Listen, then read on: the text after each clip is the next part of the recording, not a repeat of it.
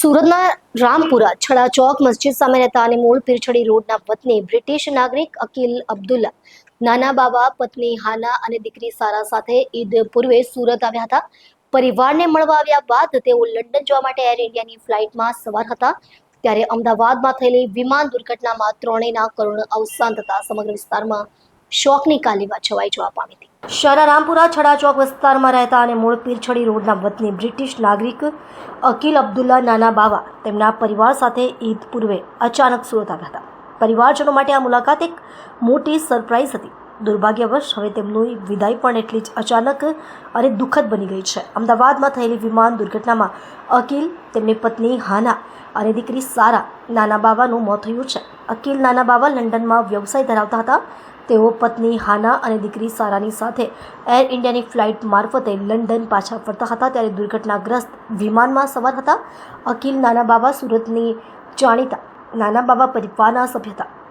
તેમના પિતા અબ્દુલ નાના બાવાના 3 પુત્રો બ્રિટનમાં વસવાટ કરે છે। તેમનો સંબંધ રામપુરાના સુપ્રસિદ્ધ ઇબ્રાહિમ મસ્જિદ સામે રહેતા પરિવાર સાથે છે। તેમને મળવા માટે જ તેઓ ઈદ પૂર્વે સુરત આવ્યા હતા।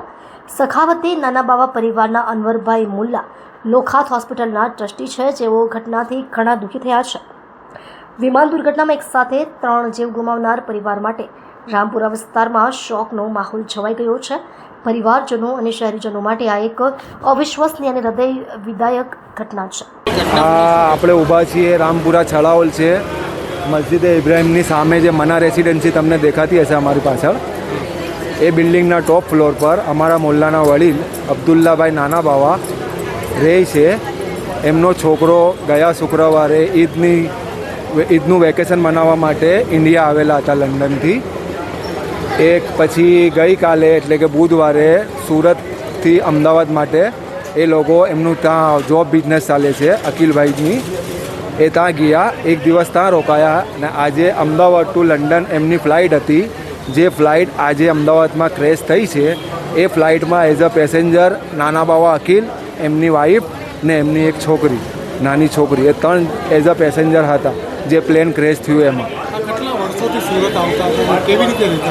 એકચ્યુઅલી એમના ફાધર જ્યાંથી અહીંયા આવતા હતા, અહીંયા રહે છે ને, લગભગ 15 વર્ષ થયા એમના ફાધરને, ત્યારથી એ વર્ષમાં 2-3 વાર આવતા જ હતા ને બધાની સાથે હળી મળીને રહેતા હતા। અહીંયા પરિવારમાં કોણ કોણ છે? એમના ફાધર રહે છે।